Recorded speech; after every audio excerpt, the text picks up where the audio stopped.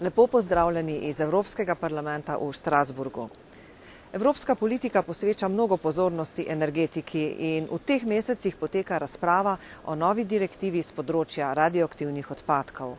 Jedrska energija namreč v Evropski uniji doživlja renesanso, saj se po več desetletjih mirovanja zdaj gradi 6 novih jedrskih elektrarn.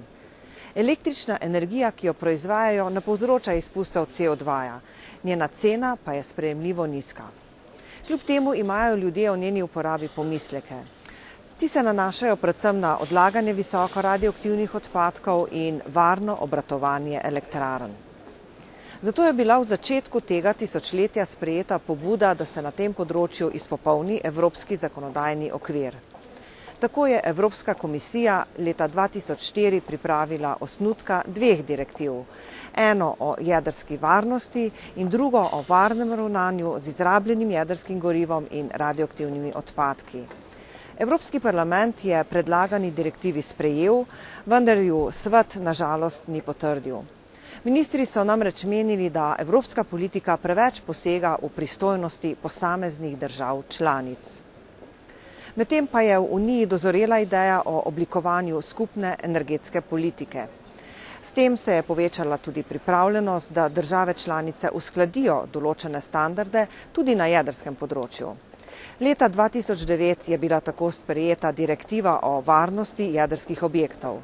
Letos pa sta svet in Evropski parlament začela z obravnavo direktive o ravnanju z izrabljenim jedrskim gorivom in radioaktivnimi odpadki.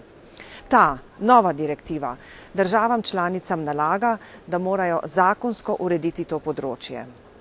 Določa tudi, da so celotni stroški ravnanja z odpadki na strani povzročitelja, torej to je uveljavlja načelo onesnaževalec plača. Ko bo direktiva sprejeta, bo njeno izvajanje nadzorovala komisija. In kaj čaka države članice? Izdelati bodo morale nacionalne programe za izvajanje politik o ravnanju z izrabljenim jedrskim gorivom in radioaktivnimi odpadki.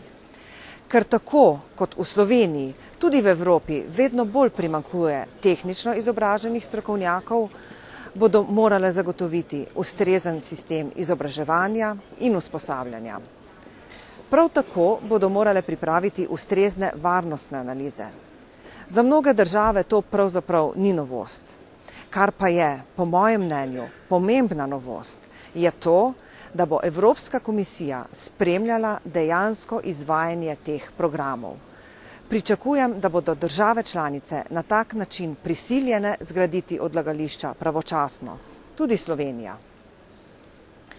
Ravnanje z radioaktivnimi odpadki in izrabljenim jedrskim gorivom je resna in zahtevna naloga. In prav je, da za varnost ljudi poskrbimo s skupnimi evropskimi normami. Ljudem v vsej Uniji moramo zagotoviti varnost pred radioaktivnimi sevanji in varno razgradnjo jedrskih objektov.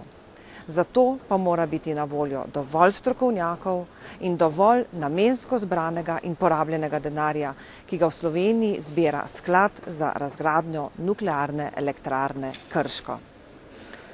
Direktivo trenutno obravnavamo tako v Evropskem parlamentu kot v svetu, pričakujem pa, da bo sprejeta konec junija letošnjega leta.